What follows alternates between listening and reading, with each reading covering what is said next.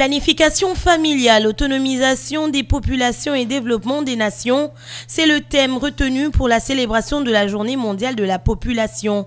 Pour 2017, la population mondiale est estimée à près de 8 milliards d'habitants, dont plus de 83 millions d'habitants pour la République démocratique du Congo. En rapport avec le thème de cette année, je voudrais ici rappeler que l'accès à des services de planification familiale sûr est proposé sur la base de choix éclairés des bénéficiaires est un droit humain essentiel à l'égalité des sexes et à l'autonomisation des femmes. En effet, depuis la conférence internationale sur la population et le développement, CIPD, tenue au Caire, en Égypte, en 1994, l'approche purement démographique des questions de population a été remplacée par une approche axée sur le droit.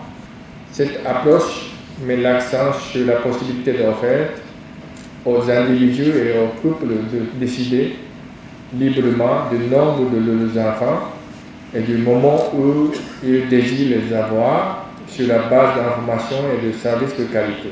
Cette journée instituée par les Nations Unies en 1990 a pour objectif d'attirer l'attention des gouvernants et gouvernés sur l'urgence et l'importance à apporter aux questions des populations en tenant compte du processus de planification pour améliorer le bien-être social et économique. Cette journée, célébrée le 11 juillet de chaque année, oriente ses thèmes avec le contexte de chaque jour.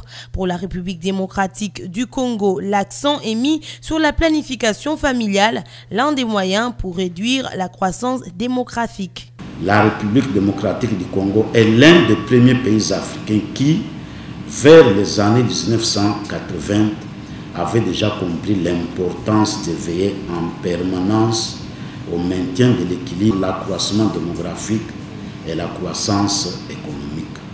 C'est ainsi qu'à cette époque, le gouvernement avait mis en place un projet de service de naissance désirable, ainsi PNSD, dont les activités couvraient l'ensemble du pays.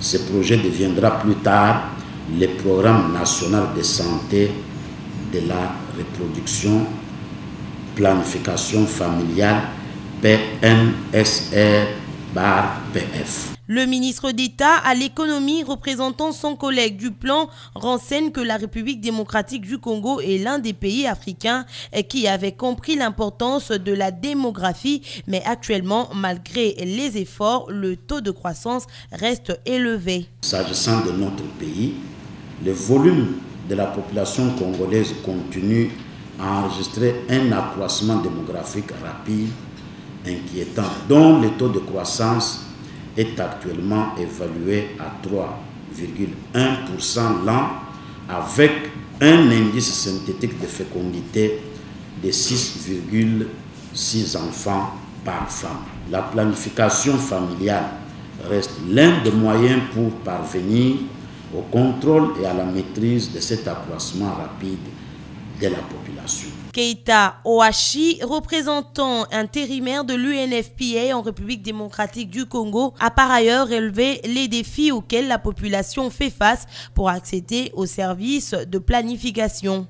Cependant, de nombreux défis restent à relever car au niveau global, quelques 214 millions de femmes ne souhaitant pas avoir d'enfants à l'heure actuelle, les plus pauvres du monde.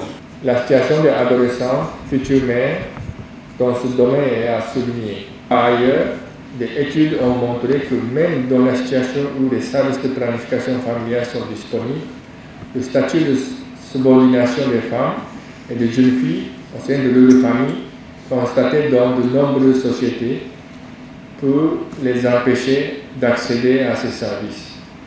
Car il leur est souvent impossible d'en négocier l'utilisation avec le conjoint.